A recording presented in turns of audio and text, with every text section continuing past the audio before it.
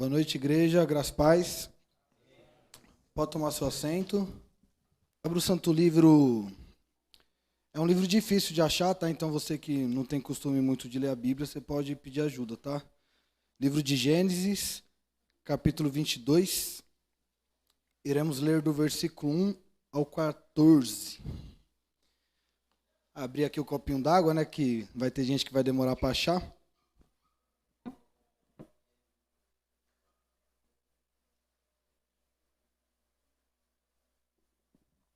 Deu certo? Os irmãos acharam?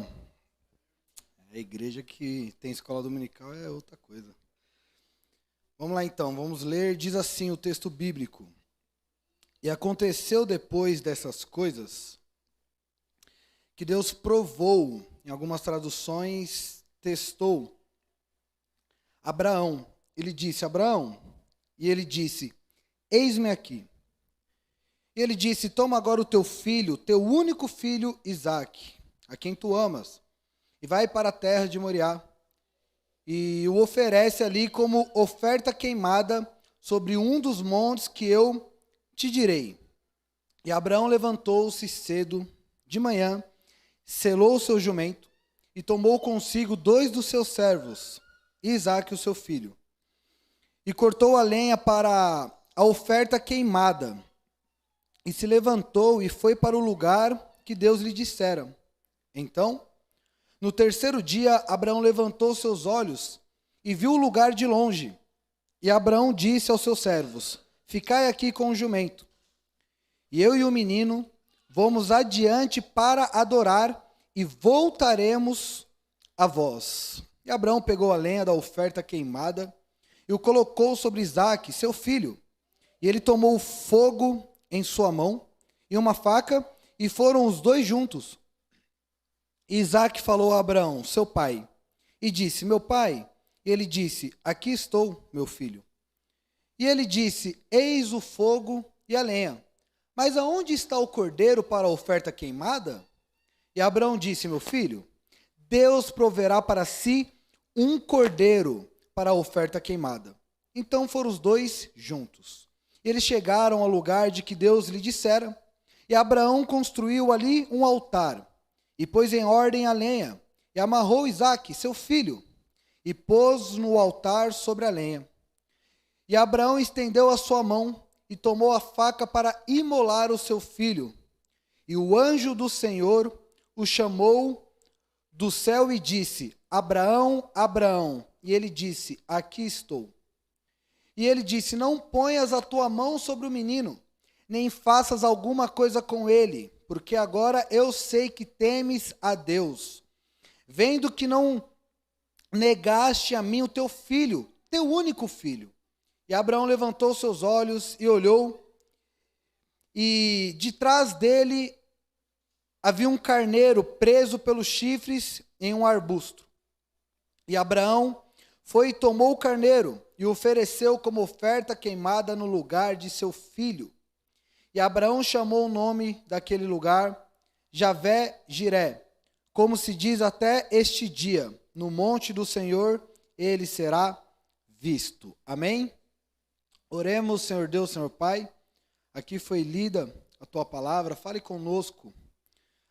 Já falou através dos louvores, das orações, do clamor levantado, continue falando através da sua palavra, que nós venhamos diminuir, que o Senhor venha crescer, que assim seja. Amém. Meus irmãos, quem escreve essa história, assim como todo o livro de Gênesis, é Moisés. Moisés, ele escreve tendo como base a inspiração divina, óbvio, e também a tradição judaica, a tradição oral. Talvez os irmãos não saibam, mas a escrita dos hebreus, né, o hebraico, ele vem depois de Moisés. Antigamente, antes de Moisés, toda a história, toda a cosmovisão, porque, só para os irmãos entenderem, Israel não separa a cultura da religião. Então, por exemplo, aqui é cultural o carnaval e o futebol. Aqui no Brasil, sim ou não? Somos o país conhecido como carnaval e futebol. Mas não é religioso o carnaval e o futebol. O carnaval e o futebol não tem nada a ver com religião. Lá em Israel, guardar o sábado não é só apenas religioso, é cultural. Então, se você vai em Israel e tem alguém que é ateu lá, que nem em Deus acredita, ele guarda o sábado. Aí você pergunta, mas por que você guarda o sábado? Porque é da cultura do país. Então, Israel não faz essa dicotomia. Os hebreus não fazem essa separação acerca de cultura e religião. Então, toda a tradição era passada dos anciões para os mais novos de maneira oral. Depois de Moisés que vem a escrita. E aí você consegue sistematizar melhor as doutrinas bíblicas, os 4 pilares: criação, queda, redenção e glorificação. De Gênesis, Apocalipse, você vai trabalhar esses 4 pilares. Para você estudar depois em casa, eu quero repetir com você. Então repita comigo: criação, queda, redenção, glorificação. É isso aí. E Moisés escrevendo, tendo base a inspiração divina, a tradição oral dos hebreus, ele vai escrever o livro de Gênesis sobre Abraão. E esse texto que nós lemos, ele é um texto muito interessante, é um episódio muito marcante na vida de Abraão e em sua história. É um momento climático na vida do Abraão, conhecido como patriarca, pai da nação de Israel e pai da fé. Vemos também nesse episódio que ele ajunta e reafirma muitas das promessas que Deus já havia feito a Abraão, desde quando Deus o tirou da sua antiga terra, do meio da sua parentela, que ficava lá em Ur dos Caldeus, uma terra pagã, totalmente distante da verdade do Eterno, do Criador dos céus e da terra. É um episódio narrado também que nós vamos ver que ele encerra e consolida a luta da fé do patriarca Abraão, durante de mais de 25 anos, após ser tirado da sua terra natal. Do capítulo 23 ao capítulo 25, igreja, nós vamos ver a transição de Abraão para Isaac, passando o seu legado para o seu filho. Falamos isso na escola dominical hoje, de legado. É exatamente o que Abraão vai fazer com Isaac. E podemos concluir que Abraão estava no final da sua vida, na sua última prova. Porque logo nos capítulos posteriores, ele já vai preparar Isaac.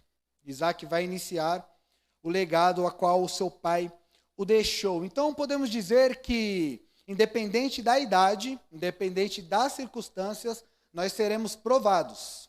Só é aprovado aquele que primeiro é provado. Isso daí é algo básico em nossas vidas. E, trazendo a introdução, eu quero agora entrar e expor o texto.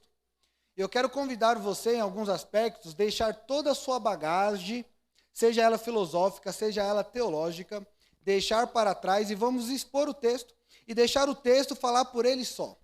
Deixar o texto se comunicar conosco. Quem me entende até agora diz amém. Primeiro versículo, você que está com a sua Bíblia aberta, é importante, ou que está acompanhando aqui no reto, acompanhe comigo. Versículo 1. E aconteceu depois dessas coisas, que Deus provou Abraão. Ele disse a Abraão, e ele disse, eis-me aqui. Bom, a Bíblia faz questão de deixar claro que isso é um teste, é uma prova. Deus provou Abraão, o primeiro versículo diz. Deus não queria que Abraão sacrificasse. Deus queria que Abraão obedecesse. Se possível, coloca aqui para mim, 1 Samuel, capítulo 15, versículo 22. Eu acredito que vai ser um texto que vai ilustrar bem esse primeiro ponto que nós iremos expor. Então, 1 Samuel, capítulo 15, versículo 22, para toda a igreja a acompanhar.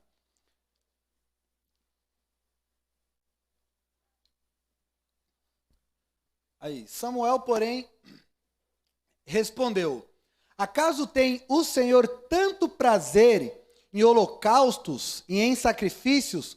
Holocausto e sacrifício tem diferença, eu vou explicar a diferença. No caso de Isaac aqui era um holocausto, é um degrau a mais do que sacrifício. Lá em Levítico a gente consegue ver essa diferença. Holocausto e sacrifícios, quanto em que se obedeça a sua palavra, é uma pergunta meio que retórica. A obediência é melhor do que o sacrifício, algumas traduções, do que sacrificar. A obediência é melhor do que o sacrifício. E a submissão é melhor do que a gordura de carneiros. Obrigado. Então, nós vamos ver que o primeiro versículo, na verdade, Moisés ele deixa claro que é um teste. Deus nunca quis o sacrifício de Isaac. A aprendizagem aqui não é sacrificar, é obedecer. Nós acabamos de ler que obedecer é melhor do que? Obedecer é melhor do que? Um ensinamento muito equivocado que nós temos nos dias de hoje. Sacrifica no altar. Pega o que é mais... E se usa esse texto como base. Pega o que é mais importante seu e sacrifica, que Deus vai te dar, que Deus... O texto não está ensinando isso. Aqui o texto está tratando de um teste, a qual Deus quer a obediência de um homem. Homem esse conhecido como o pai da fé. História é essa que Moisés que escreve, e eu e você sabemos que é um teste, mas ele não sabia que era um teste. Ora, quem está sendo testado não pode saber, afinal de contas é um teste. Então a questão é a obediência. E aqui em Samuel é uma alusão total acerca da história narrada aqui em Gênesis capítulo 22. Então, o primeiro tópico, eu quero deixar algumas coisas aqui, e no primeiro versículo, melhor dizendo, e a primeira é, Deus ele não barganha. Em outras mensagens eu falei, por exemplo, lá de Mateus 4, que tem alguns jargões, né, no meio evangélico. Por exemplo, enquanto você está adorando, Deus está abrindo a porta, Deus está tocando na sua conta bancária, você adora e Deus te paga pela adoração. Essa é a ideia. Só que lá em Mateus capítulo 4, Satanás, o diabo, vai falar para Jesus, se você me adorar, tá vendo tudo isso? Eu vou te dar. Nunca na Bíblia Deus ofereceu bens materiais em troca de adoração. Quem fez isso foi Satanás. No mesmo silogismo, na mesma ideia, que esse ensinamento de barganhar com Deus é errado, o sacrificar para obter algo também é errado, que o texto não está ensinando isso. Para falar a verdade, Isaac nem vai ser sacrificado, nós vamos ver na história. Não tem lógica. Abraão, ele vem do Ur dos Caldeus. Ur dos Caldeus adorava vários deuses. Um dos deuses era Moloque. O que o Moloque pedia? Sacrifício.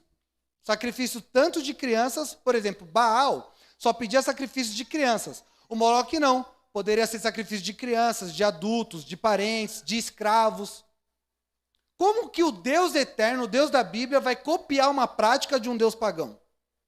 Então, se o Deus pagão está pedindo sacrifício, adivinha, estude Moloque. Moloque pedia sacrifício humano em troca do quê? Prosperidade. Qual é o ensinamento de hoje? Sacrifica no altar que você vai ter prosperidade. Só que o texto não está ensinando isso. Então, assim, quer ter prosperidade financeira? Sacode a poeira e vai trabalhar. Ponto. Eu quero ter dinheiro. Senhor, não sei o quê. Me dá saúde, porque esforça-te que eu te ajudarei. Não vai vir de mão beijada. O céu não é a bolsa de valores, que você investe e você recebe em dobro. Não é assim. Segundo ensinamento que nós temos que entender. A Bíblia deixa claro que melhor do que sacrificar é Quem obedece princípios vai colher milagre. É simples. Eu vou dar um exemplo de um casal que está namorando, que eu aconselhei esses tempos. Eu falei, se vocês se casarem puros, sem pecar, se vocês não avançarem um sinal, Deus vai prosperar, porque vocês estão obedecendo princípios. Não é oferta, não é... Gente, o pastor Jefferson, ele pregou sobre ser generoso aqui. Eu ia falar língua estranha, que eu não ia conseguir falar a palavra. Generosidade, assim é, generosidade. Então a gente tem que aprender isso. Abençoe sem esperar nada em troca. Eu vou abençoar porque Deus é bom, porque eu amo a igreja trabalha, como foi mostrado aqui, com missão, com evangelismo, tem os custos. Deus é fiel. Se Deus fizer, é Deus. Se não fizer, Ele continua sendo Deus do mesmo jeito. Amém, igreja? Isso é básico. toda retórica, toda propagação de sacrifica que Deus vai te dar em troca, o nosso Deus, ele não barganha com ninguém. O nosso Deus é o Todo-Poderoso, ele não precisa de nós, é nós que precisamos dele, que assim seja. Continuando, outra coisa interessante, eu quero citar C.S. Lewis aqui. Quem aqui já assistiu Crônicas de Nárnia ou já leu? Levanta a mão. Olha aí, Lawane, vende C.S. Lewis para esse povo aí. Quem quiser comprar C.S. Lewis, está a Lawane ali. Cristianismo puro e simples, é um escritor fantástico, né? C.S. Lewis, ele vai ser um arauto na vida de Tolkien, escritor do Senhor dos Anéis, que C.S. Lewis, ele diz assim, alguns me questionam, dizendo, se Deus é onisciente, ele sabia que Abraão faria o que ele fez sem teste algum. Por que então essa tortura desnecessária de ter que levar o filho, do filho perguntar, e ele ter que subir com o filho? Por que tudo isso se Deus já sabe do futuro? Questionaram C.S. Lewis. C.S. Lewis, ele é um apologeta. Ele foi usado para que um ateu se convertesse. Então pensa em alguém que sabe defender a fé. É esse homem. Tem gente que fala assim, debater para quê? É desnecessário. Bom, eu não acho desnecessário, né? Na verdade, a Bíblia mostra um monte de debate. Paulo, em Atos capítulo 17, logo no início de Gálatas, Paulo vai debater com Barnabé se continua com a circuncisão ou não. O debate faz parte. Deus não gosta do embate, né? Do xingamento, da ofensa. Agora, debater ideias é super normal. C.S. Lewis, ele fazia isso. E ele usa a resposta de Agostinho de Hipona. Quem aqui conhece Agostinho de Hipona? Agostinho de... Mateus é top, eu sei que conhece. O Agostinho de Hipona, Marcelão, Agostinho de Hipona, ele foi um dos pais da igreja. Na história da igreja nós temos os pais da igreja, os reformadores e os puritanos, por exemplo. Nós somos uma igreja arminiana wesleyana. Jacob Armínio e John Wesley, eles foram puritanos. Então, é sobre a história da igreja. E outro adendo também, muita gente fala, mas para que eu quero saber da história da igreja, desses homens? Eu quero só estudar a Bíblia. Bom, homens que morreram queimados vivos, homens que foram perseguidos para que eu e você tivesse a Bíblia traduzida em nossa mão, eu acho interessante a gente estudar a história deles e respeitar a história e o legado que esses homens deixaram. Não sei se é tão desnecessário assim, mas cada um. E Agostinho, ele diz assim, e C.S. Lewis vai usar a resposta de Agostinho. Ele diz assim, embora Deus soubesse do futuro, pois ele é onipotente, onisciente e onipresente, Abraão não sabia, de modo algum, que sua obediência poderia suportar tal comando até que a ocasião o ensinou. E a obediência que ele não sabia que escolheria, não pode ser dito que ele a escolheu. Então, Deus, ele está ensinando Abraão. Abraão, sendo o pai da fé, a sua história irá marcar todo o mundo. E nós estamos aprendendo com a fé de Abraão. Então é muito importante. Abraão, as 3 principais religiões do mundo, que é os muçulmanos, o judaísmo e o cristianismo, tem Abraão como pai da fé. Então ele foi alguém importantíssimo. Então isso daqui não é um teatro. Mesmo Deus sabendo do futuro, nós não sabemos. É por isso que eu não me tornei calvinista, é por isso que eu sou arminiano.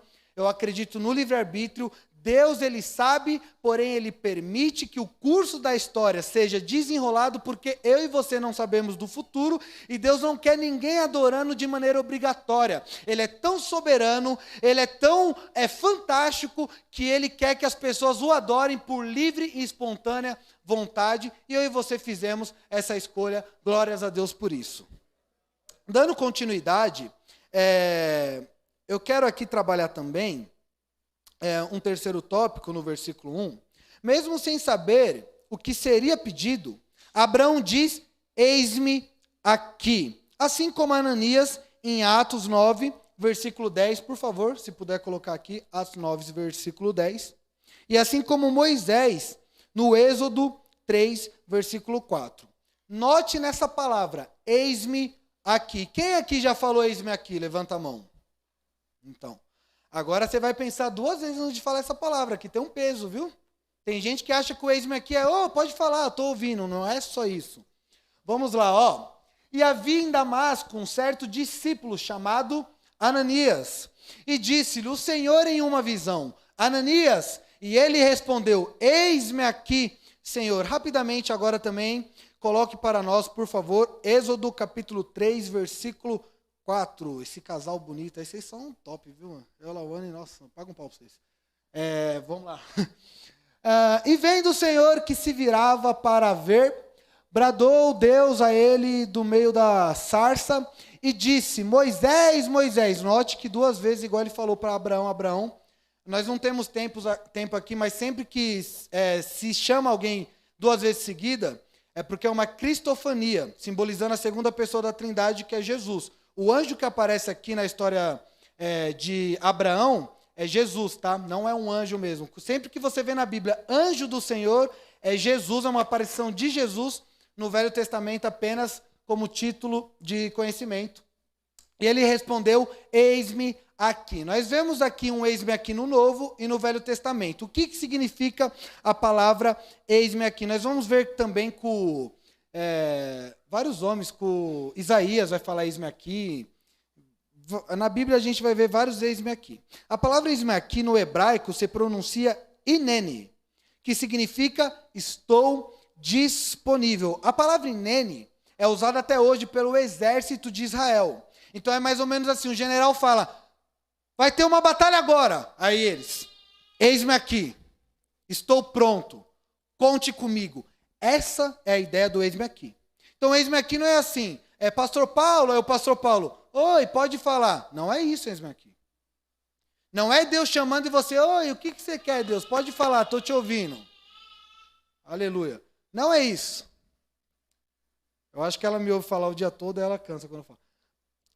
O inene, o eis-me aqui é estou preparado, estou disponível. Mas você nem ouviu o que vai ser pedido, não importa. O general falou: estou pronto para o que der e vier. Que você possa ser um discípulo que diga: Senhor, não importa o que o Senhor vai pedir, eis-me aqui. Amém? Temos que ter fé o suficiente para estarmos sempre disponíveis para Deus. Hernán Dias Lopes, no seu livro De Pastor para Pastor, na página 73, ele diz: antes de amarmos a obra de Deus, devemos amar o Deus da obra. E quem ama o Deus da obra sempre está disponível para o Deus da obra, porque melhor do que a obra de Deus é o Deus dono da obra. Amém? Agora no versículo 2, acompanhem comigo. E ele disse: toma agora o teu filho, teu único filho Isaque, a quem tu amas, e vai para a terra de Moriá, e o oferece ali como oferta queimada sobre um dos montes que eu te direi. Bom, a título de conhecimento, existe uma diferença entre holocausto e sacrifício. Sacrifício, você pegava o carneiro ali, por exemplo, você podia cortar uma das partes, queimar, e as outras partes você poderia dividir com o seu filho, com a sua esposa, a família toda ali iria sacrificar por conta dos seus pecados, né? Isso no Antigo Testamento nós vamos ver lá, Levítico, se você quer entender toda a ação religiosa judaica, é o livro de Levítico que você deve estudar.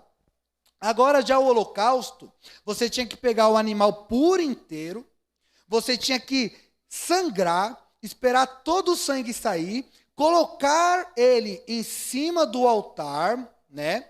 E deixar ele ser queimado até virar cinzas, até sumir. Então, o holocausto é algo mais forte, mais impactante. O que o povo de Israel errava?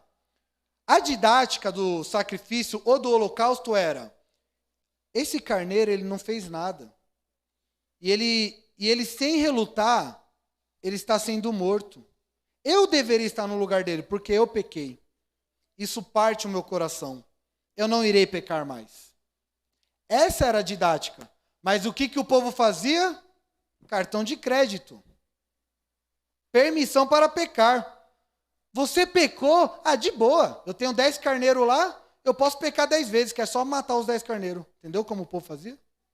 É o que nós chamamos hoje de hipergraça. A graça é o master graça. Você peca, passa no cartão. É o desequilíbrio. Por um lado nós temos o legalismo, que se não usar uma gravata você vai para o inferno. E do outro lado nós temos a hipergraça. Pode pecar à vontade que Jesus é amor. Então nós temos que ter equilíbrio, crescer na graça e no conhecimento. Um avião só fica em pé quando as duas asas estão bem.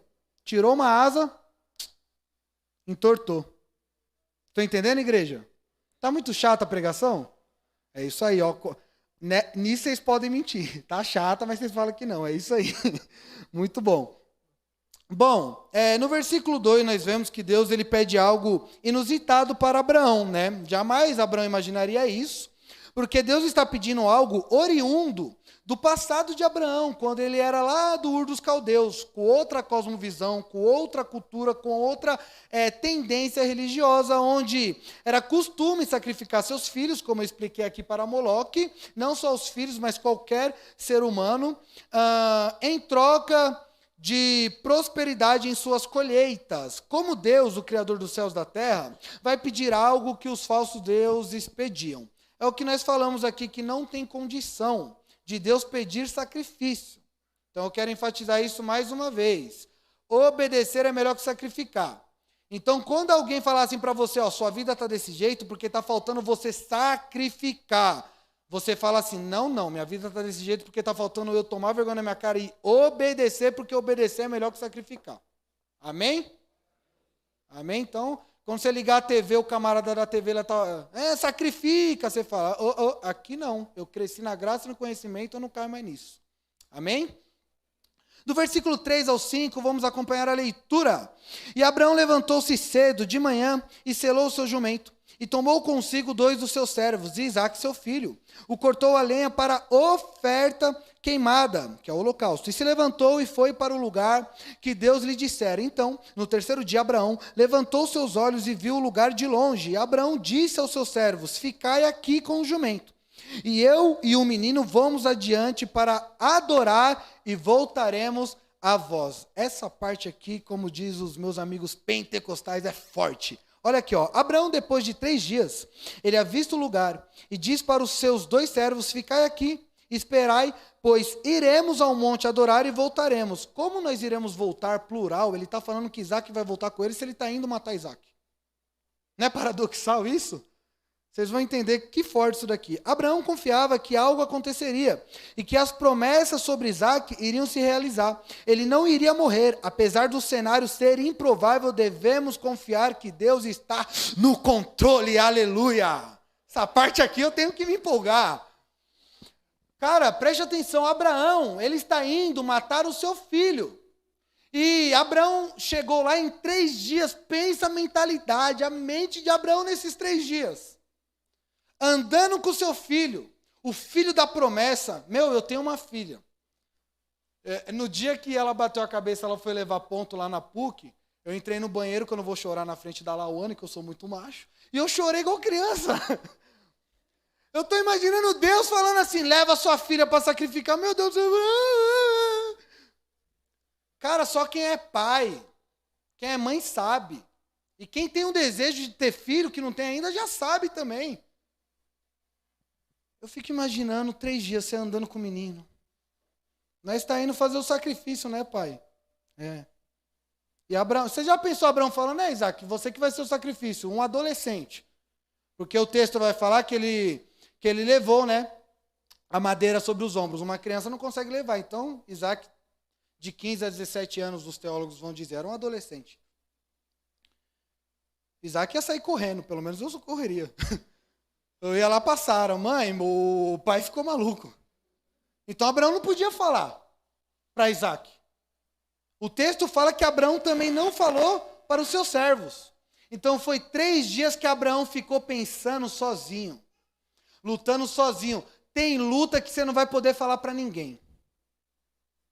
Tem prova, tem batalha que você vai ter que segurar o reggae sozinho. Nós somos carentes. Nos falta paternidade em muitas histórias. Nos falta amigos, companheirismo. Só que nós temos que deixar essa carência e entender que ainda que a figueira não floresça, ainda que não haja fruto na vinde, ainda que o produto da oliveira minta, ainda que o gado seja arrebatado, todavia, eu me alegrarei, porque o Senhor está comigo. Não tem como um cristão ser sozinho, ele sempre está acompanhado de Deus, e é o suficiente. Abraão, ele não poderia falar com ninguém. O texto fala que Abraão saiu sem falar com Sara. Imagina Abraão chegando na Sara. Estou levando um menino que eu vou matar ele. A Sara ia ficar louca, ia ir para cima de Abraão. Eu quero o divórcio, seu maluco. Ele sai de manhã. Manhã não é 9 horas da manhã, conforme a nossa cultura. Se você chegar num judeu e falar para ele, vamos sair pela manhã, é 5 horas. Está escuro, é madrugada. Ele sai na calada da manhã para Sara não ver. Pois nenhuma mãe iria concordar que o filho fosse morto. Quem é mãe aqui sabe do que eu estou falando. Ele não pode falar com a sua esposa. Agora tem 2 servos. Eu quero acreditar que esses 2 servos tinham uma certa proximidade dele. Você não vai chamar qualquer um para uma jornada de 3 dias. Eu quero acreditar que tinha uma certa amizade entre Abraão e esses 2 servos. Abraão não pôde falar com os seus amigos. Eu quero acreditar que Abraão conversava com o seu filho. Ensinava o seu filho. Qual é o pai presente que tem a fé de Abraão que não vai ensinar o seu filho? Só que agora Abraão não pode falar com o seu filho. Abraão está sozinho perante a ótica humana, mas tem um Deus eterno que está pedindo algo para ele, que é impossível, que é incalculável, mas Abraão está, eu acredito, e a prova é que Abraão fala, nós voltaremos, aguarda aqui. Que fé é essa? Essa fé me constrange. Eu não sei você, mas quando eu leio esse texto, eu me olho no espelho e eu falo, piedade de mim, Senhor. Esse miserável, tenho raiva de mim.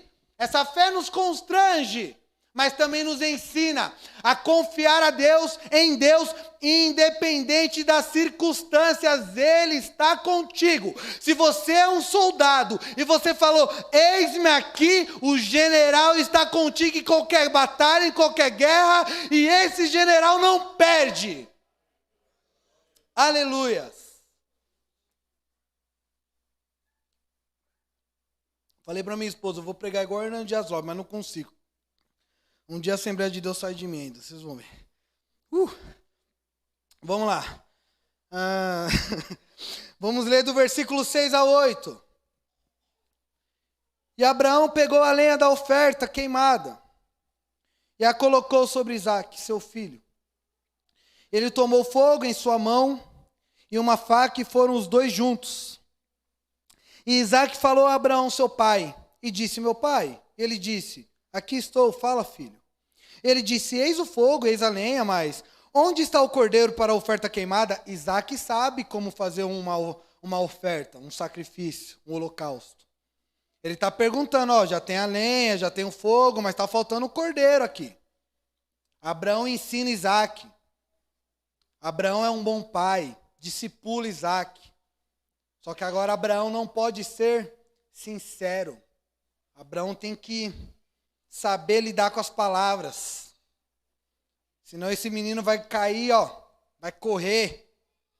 E Abraão disse, meu filho, Deus proverá para si um cordeiro, aleluia, para a oferta queimada. Então foram os 2 juntos. A prova, o teste, está ficando cada vez mais árduo, mais difícil para Abraão, pois ele já saiu de casa sem falar com a Sara, sem falar com o seu filho, sem falar com seus servos. Algumas lutas, algumas provas, alguns testes são dessa maneira. Cada vez mais vai ficando mais difícil. Você se sente encurralado. E agora? Quem poderá me defender? O Chapolin Colorado não aparece. Mas aí você lembra de Cristo. Ele andou sobre o mar. Ele pegou o barro, colocou, enxerga. Só de tocar na orla dele sai virtude. Ele é fantástico. E você, lembrando de Cristo, você começa a acreditar. A fé vai se movendo no seu intelecto, no seu interior. Tá difícil, não sei para onde vai, para onde eu vou. mas Deus proverá o cordeiro. Ele está cuidando. Augusto Vailate, um dos maiores teólogos, alguns dizem do Brasil, para mim é do mundo. Ele diz em um estudo, que eu estava assistindo por esses dias, ele diz assim, quem aqui já viu um tapete do lado ao contrário? Quem aqui já viu? Do lado certinho o tapete é tudo bonitinho, desenhado, não é? Mas do lado contrário as linhas é tudo bagunçada. Vocês já viram já?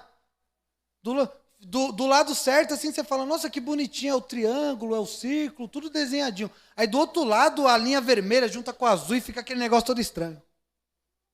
Deus, ele vê o lado certo do tapete. Está tudo certinho, está tudo no controle, está tudo encaixado. Mas nós estamos vendo do outro lado, tudo bagunçado. Fica tranquilo que Deus está vendo o lado certo do tapete. Está tudo organizado. Deus está falando com pessoas aqui. Não importa qual seja a sua situação, eu estou no controle e eu vou prover o cordeiro. Eu não estou profetizando aqui. Receba, não sei o que eu estou falando. O que a palavra já profetizou. Ele é soberano e ele está no controle da vida do seu povo. E nós somos o povo de Deus. Chamados, preservados, como está lá em Judas, capítulo 1, versículo 3.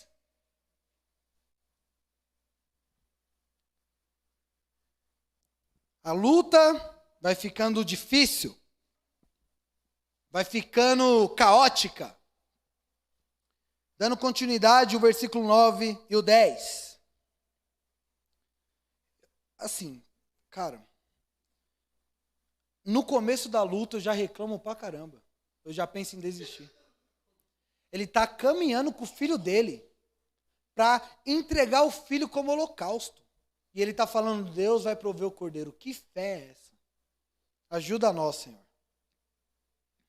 Versículo 9. E eles chegaram ao lugar de que Deus lhe dissera. E Abraão construiu ali um altar, e pôs em ordem a lenha, e amarrou Isaque, seu filho, e o pôs no altar sobre a lenha. E Abraão estendeu sua mão e tomou a faca para imolar o seu filho. Espera aí. Algo de certo não está errado e algo de errado não está certo aqui. Quem é que tem mais força, um jovem ou um velho? Jovem, na igreja.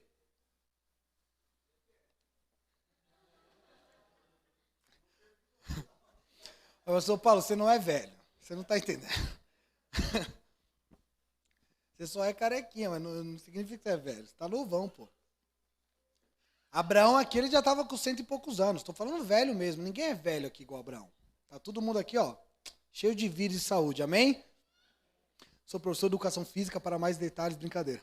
Aí, merchandising, né? Aí, Abraão, ele está bem velhinho, Isaque novo. Peraí, se eu acabei de falar, eu acho que os irmãos concordam. Se Abraão fala lá atrás, ó, Isaque, você está indo comigo que eu vou te matar, viu? Eu acho que ele ia sair correndo, né? Ou não? Ah, não, pai, você vai me matar, mas tudo bem, eu sou obediente, pode matar à vontade. Não tem como, esse moleque quer correr, meu Deus do céu. Mas aqui, ele foi amarrado, foi colocado em cima do lugar para o sacrifício, colocou as pedras ali, tudo certinho. Como que esse menino, o texto não fala que ele correu, se debateu, lutou com Abraão? Se falasse que lutasse, a gente poderia conjecturar. Deus deu força para Abraão, apareceu um anjo e segurou, sei lá, mas não. Essa história aqui não tem nada a ver com nós, não é sobre nós, é sobre Cristo. O capítulo 22 é Jesus indo morrer na cruz. Eu vou mostrar aqui daqui a pouco. É algo profético que está sendo narrado. Na verdade, o Velho Testamento é profético, é sobre Cristo. É a sombra daquilo que havia de vir de Cristo. E eu quero dizer aqui que eu acredito que assim como Jesus falou assim, Pai, se possível afaste de mim esse cálice, mas contudo seja feita a sua vontade, eu quero entender que Deus acalmou Isaque ali naquela hora. Eu quero entender que Isaque ali naquele momento, Abraão falou para ele, filho, chegamos até aqui, agora eu preciso conversar com você. Deus apareceu para mim e ele falou, vai lá e sacrifica o seu filho. Eu não quero fazer isso, mas é uma ordem de Deus. Eu quero acreditar que Isaac foi tomado por Deus ali pela paz que excede todo entendimento. E ele falou, tudo bem, pai. Tudo bem. Eu quero falar algo importante aqui, porque tem muita gente que acha que a graça de Cristo inicia no Novo Testamento. Então é a ideia de dois deuses. Um Deus mau, muito raivoso no Velho Testamento, e aí Deus se converte no Novo e vira um Deus bom. Não é isso, gente. A graça de Cristo, porque no princípio era o verbo estava com Deus e o verbo é Deus. O verbo está lá no início. Quando Adão e Eva comem do fruto e eles não são fulminados, porque o apóstolo Paulo vai dizer que se não fosse a misericórdia de Deus nós seríamos consumidos, ali já é graça. A graça de Deus não começa no Novo Testamento, começa lá em Gênesis, quando o homem merecia a morte, mas ele teve a oportunidade de viver por mais um tempo e obter arrependimento. Isso é graça. Ninguém vai morrer. Ninguém morrerá sem poder ter a oportunidade de se arrepender. Isso é graça. Isso é graça. E chegando ao final do texto, no versículo 11, Isaac aceitando, versículo 10, Abraão estendeu sua mão, tomou a faca para imolar seu filho. Então Abraão, ele está imagine um filme, é aquela cena onde a música está tan, tan, tan, e você está, meu Deus, vai matar ou não vai? Vai matar ou não vai? E Abraão está aqui. Eu não sei quando vocês lêem a Bíblia, vocês ficam imaginando isso, mas eu fico imaginando um filme assim, sabe? E quando Abraão vai matar seu filho, olha o que acontece. E o anjo do Senhor, Jesus, o chamou do céu e disse, Abraão, Abraão. Lembra do número 2? 2 vezes.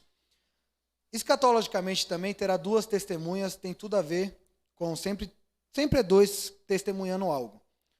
Até os servos que Abraão chama são 2. Mas é que nós não temos tempo para explanar isso, mas eu sempre dou uma pincelada para aguçar a sua curiosidade e você estudar em casa. Abraão, Abraão, ele disse, aqui estou. E ele disse, não ponhas a tua mão sobre o menino, nem faças alguma coisa com ele, porque agora eu sei que temes a Deus, vendo que não negaste a mim o teu filho, o teu único filho. A situação era de luto, era de perda, era de tristeza, mas em segundos o jogo vira. E o que era luto, agora é vida. Isaac está vivo. E o que era tristeza, agora é alegria. O que era preocupação, agora é felicidade. Deus, em um estralar de dedos, pode mudar a minha e a sua situação. Fique tranquilo, Ele está no controle. Ele é soberano, Ele é o boss, Ele é o chefe, Ele é o Deus Todo-Poderoso e nós temos o privilégio, o prazer de adorar a esse Deus. Aleluia! Esse é o Deus que nós servimos. O nosso Deus não é de madeira, não é de pedra. O nosso Deus não precisa de oferta, de sacrifício de animal, sacrificar galinha, encruzilhada, não. O nosso Deus precisa de um coração disposto a obedecer. O sacrifício vivo somos nós. Ele quer nós, Ele não quer sacrifício material. Ele não quer bens materiais, Ele nem precisa disso. Ele quer a mim e quer a você. Ele quer um coração contrido, um coração a qual Ele possa trabalhar. Ele quer nos usar como arautos dele aqui nesta terra. Esta é a fé que nós temos do nosso pai Abraão, o pai da fé, o patriarca. Essa é a fé dada para nós. Uma fé inteligente, um culto racional, como diz Romanos 12. Sem barganha, sem troca. Sem antropocentrismo, sem o homem estar no centro, é por Ele, é para Ele, provém dEle, que nós venhamos diminuir e que Ele venha crescer, que assim seja. Este é o verdadeiro evangelho, o evangelho da cruz, A Bíblia fala que a palavra é como uma espada de 2 gumes. E a espada, o que ela serve? Ela serve para ferir. Se a palavra não nos fere, não nos constrange, não é evangelho. Mas a espada, que é a palavra de Deus, ela nos fere. E tem 2 gumes. E os 2 gumes, se você estudar, é para que assim que ela fere, na hora de tirar, sair todas as impurezas. A palavra de Deus nos fere. Tira tudo aquilo que é impuro. E as coisas velhas se passam. E eis que tudo se faz novo em nossas vidas. Aleluia. Não é e nunca será sobre nós. É sobre Ele. Aleluia. Glórias a Deus. Versículo 13 e 14. E Abraão levantou seus olhos e olhou. E eis que de trás dele havia um carneiro, preso pelos chifres em um arbusto. E Abraão foi e tomou o carneiro e ofereceu como oferta queimada no lugar de seu filho. E Abraão chamou o nome daquele lugar de Javé-Jirê, como se diz até este dia, no monte do Senhor ele será visto. O lugar que, segundo a ótica humana, ficaria conhecido como um lugar de dor, de perda, ficou conhecido no monte do Senhor, ele será visto. A história narrada também é uma história profética, como eu bem disse, acerca do verdadeiro sacrifício, que não seria do homem para Deus, mas que seria de Deus para o homem.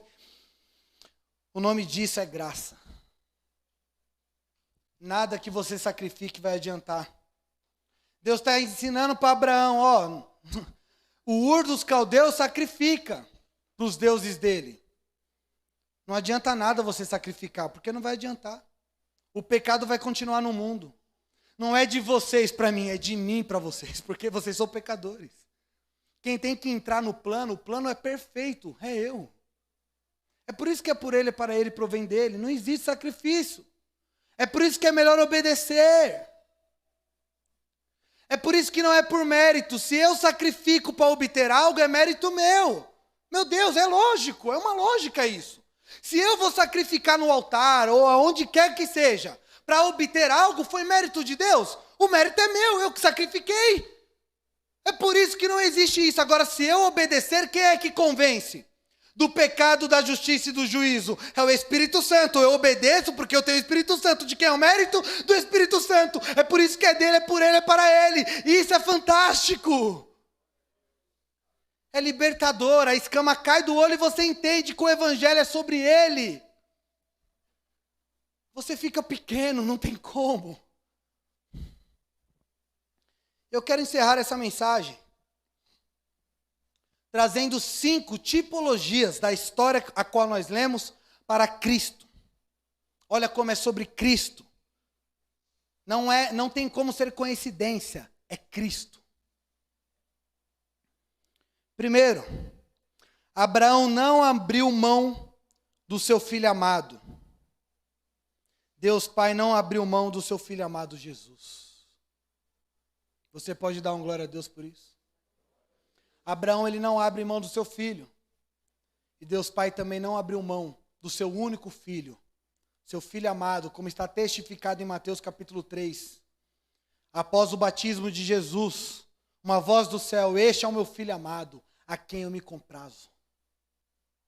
Segundo, Isaac foi entregue em holocausto sem dizer uma palavra. Jesus foi entregue na cruz como uma ovelha muda. Jesus caminhou. Você não é Deus?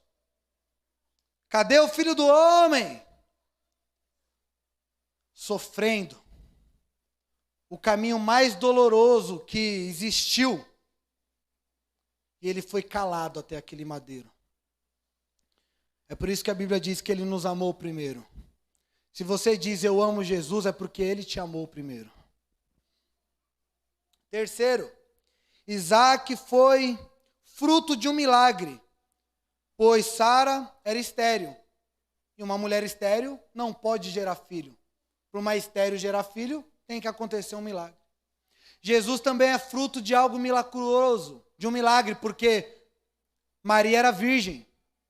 E para uma virgem gerar filho, na ótica humana é impossível. Ela tem que deixar de ser virgem, não tem como. Mas ela, virgem, gerou Jesus. Tudo isso é coincidência, será? Não.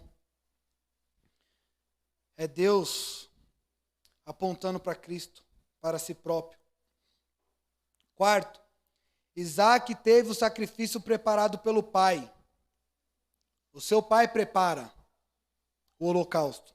Jesus teve o sacrifício preparado pelo pai, porque Apocalipse diz que antes da fundação do mundo, o cordeiro já estava preparado para ser entregue.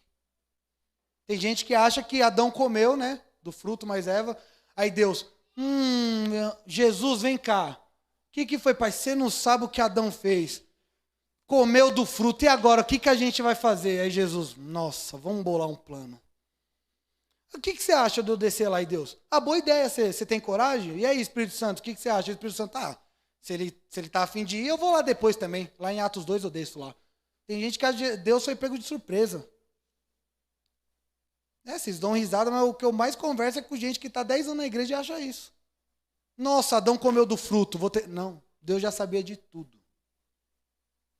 O plano é perfeito. É perfeito. Nada sai do controle de Deus.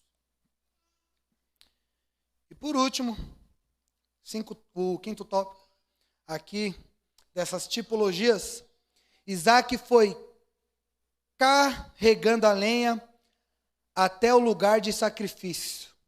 O caminho até o sacrifício, Isaac foi carregando a lenha nos seus ombros. Jesus foi carregando a cruz até o local onde ele seria sacrificado. E a título de curiosidade, de conhecimento, o monte a qual Jesus foi crucificado fica apenas a 500 metros do monte onde aconteceu esse episódio. Isso não é coincidência. É Deus mostrando desde a antiga aliança que há um plano perfeito e que o sacrifício humano não adianta nada. Ele teve que se encarnar. O Verbo se encarnou e coabitou entre nós. E ele teve que se entregar naquela cruz. Jesus, o verdadeiro sacrifício. Se coloque de pé.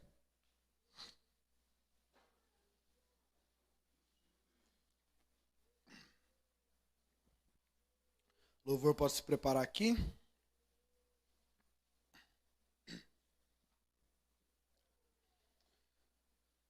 Os irmãos entenderam?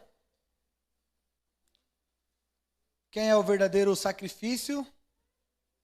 Jesus. Fala com vontade, pode falar. Quem é o verdadeiro sacrifício? Que você venha sair daqui hoje entendendo que nunca vai ser mérito. Nada vem de nós. A adoração, o que nós adoramos, é Deus que nos entrega.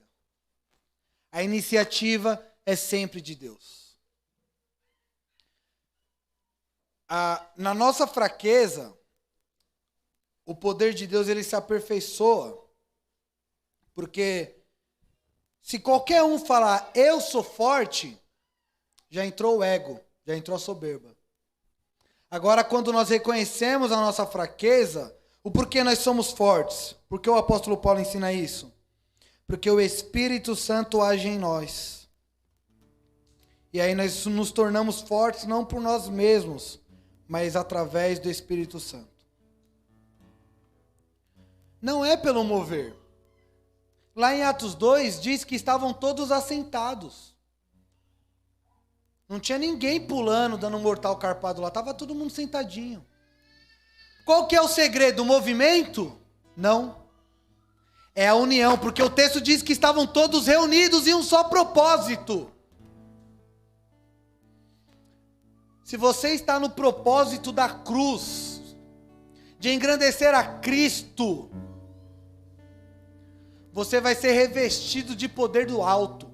Romanos 1,16, o evangelho é poder. Lucas capítulo 10, Senhor, digam, nós curamos em teu nome. Operamos prodígios e maravilhas em teu nome. E Jesus vai falar assim, e daí? Eu fico imaginando os discípulos. Como assim daí? Pensei que você ia dar um certificado, que você ia nos abraçar. Jesus fala, vocês estão felizes por causa disso? A felicidade de vocês deve ser o nome de vocês, está escrito no livro da vida.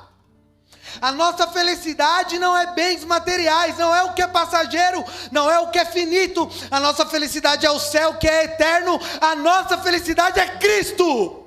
A redenção, a salvação, a justificação por intermédio do seu sacrifício naquele madeiro. Aleluia! Deus é fiel, Deus é contigo. Eu quero orar pela sua vida, pela vida da sua família. Eu quero proferir, você receba se você crê. Eu quero proferir uma semana onde você vai vibrar nessa palavra, onde você vai meditar nessa palavra e onde você vai ser fortalecido por essa palavra, que assim seja. Senhor Deus, Senhor Pai, a tua palavra foi ministrada. Senhor, ó Deus, que nós venhamos continuar, ó Pai, entendendo que o sacrifício na cruz é Ele que valida a graça. É a fé, ó Pai, e a graça. O dom, Senhor, que não vem de nós. O favor que nós não merecemos, Pai. Que nós venhamos entender, ó Deus, isso. Que nós venhamos glorificar o Seu nome. Que o Seu nome venha a ser exaltado, que nós venhamos entender que o Senhor é imensurável, que o Senhor é o eterno, que o Senhor é o Deus de nossas vidas, que o Senhor não copia a adoração pagã, que a sua adoração é exclusiva, porque é o Senhor mesmo que nos entrega. Existe um jargão que diz, Deus não escolhe os capacitados, Ele capacita os escolhidos, mas não. A grande verdade é que Deus escolhe gente que se capacita.